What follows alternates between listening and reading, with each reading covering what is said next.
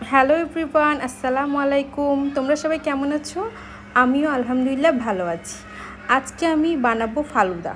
আমি ফালুদা বানানোর জন্য ফ্রেন্ডসের একটি ফালুদা মিক্স নিয়ে নিয়েছি।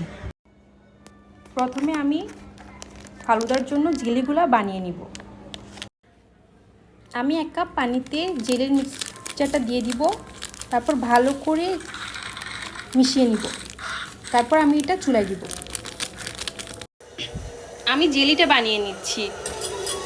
এটা যখন হাফ কাপ হয়ে আসবে তখন আমি এটা চুলা থেকে নামিয়ে ফ্রিজে রেখে দেব।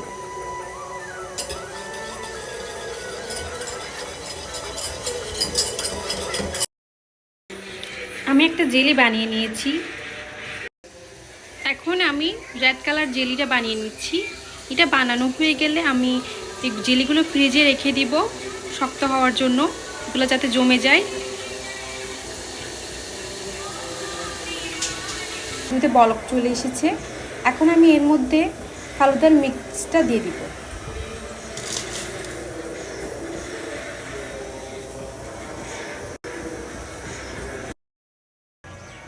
আমার ফালুদাটা রান্না হয়ে গেছে, নুডলসটা সিদ্ধ হয়ে গেছে। এখন আমি এটা নামিয়ে নিব।